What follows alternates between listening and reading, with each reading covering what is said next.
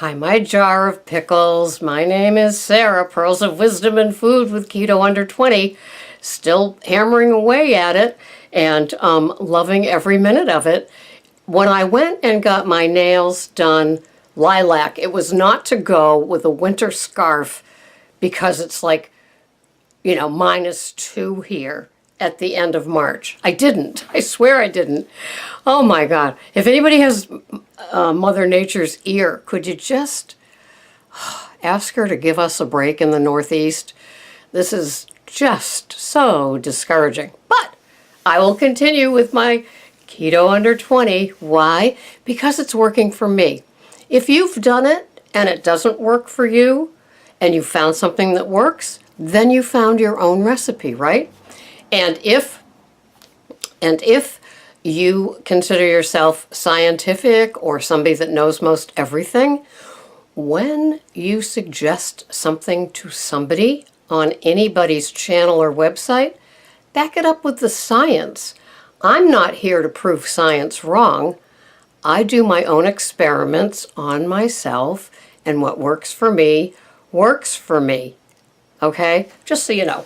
And everybody's comments are welcome, but please, just because something works for you doesn't mean I haven't tried it and decided it doesn't work for me. I need to take into consideration every single bite that I'm a food addict. I'm a food addict that chooses keto under 20. Why? Because I'm 66 and I've tried lots and lots of different ways of eating. And this is what works for me. I'm an older woman, and some of you older people here on my channel have discovered that this seems to work. Giving up grains and sugars, and in my case, fruits, works for me. And some of you are finding it works for you as well. And that's the good part. And so I am about ready to sneeze. Excuse me. Can't say it's spring fever. Anyway, and so that's what I do. And, I was noticing when I was still low carb, high fat, or I should say healthy fats, what was happening to me is that I was overdosing on veggies.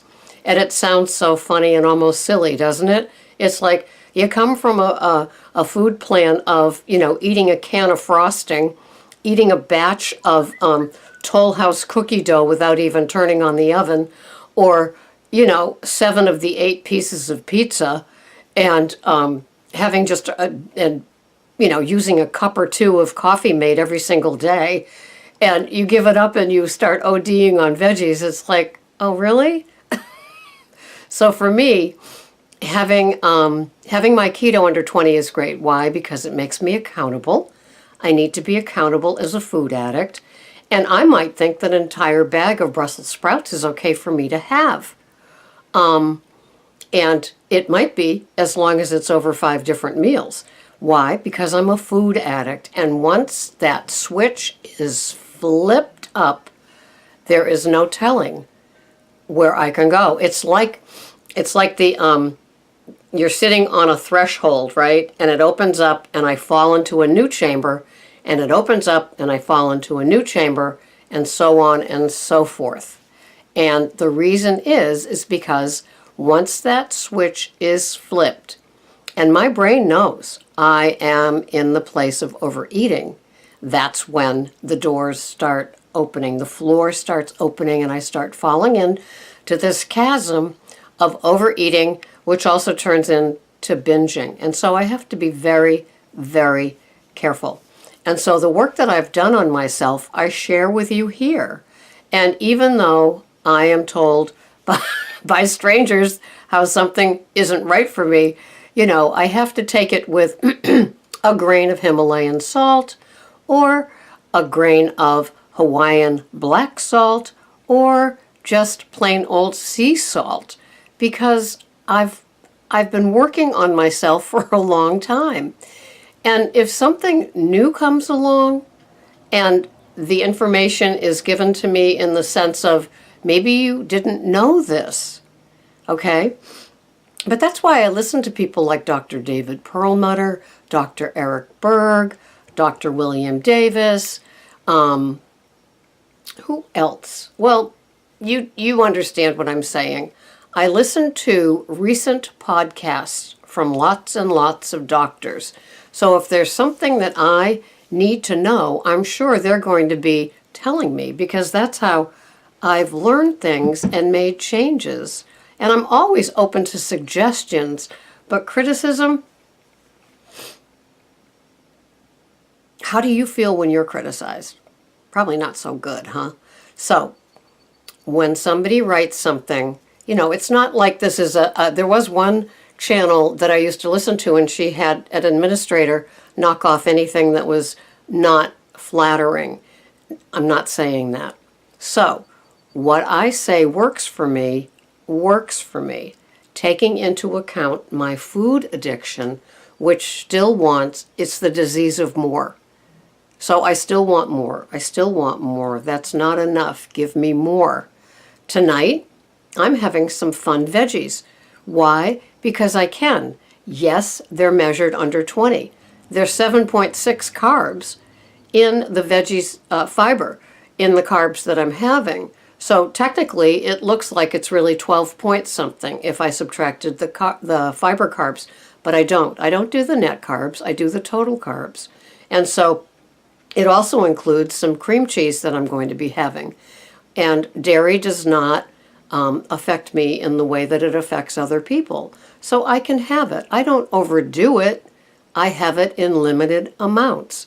And every now and then I think that I'll love yogurt, and I buy the Faiyi full-fat yogurt, and I have one serving of it, and then I end up tossing out the container. So, I have a lot of those moments where it's like, don't buy it. That's $6 that you're spending. You're going to be dumping $6.25 worth of it, or $7. You're going to be dumping most of it because you just aren't that attracted to it anymore. You only think you are, right? So we learn as we go, and if you're doing it in your own way, you've probably made some discoveries about yourself. Like, you can have fruit while on this. That's perfectly okay if it works for you. I'm not here to say it's my way or the highway. I'm here to say this is how I do it. It's always up for debate, but in a way that's constructive, right? So just mean what you say what you mean, but don't say it mean, okay? And I'll do the same in response. And if you have science to back up something that you're saying, that's more than welcome, because I'm not listening to everybody. I'm listening to a few people that have guided me along the way, and I trust their scientific proof and data behind them and their delivery. And then I work on my food addiction in other places. I know I'm a carb addict, and so I have to be careful. If you're a carb addict, you know what I'm saying. I was addicted to gum. I never thought I'd be able to go without gum. Well, I'm going without gum. I'm going without Coffee Mate. I'm going without a banana on my brand cereal that I used to have every single day. Every single day. We learn as we go and we grow.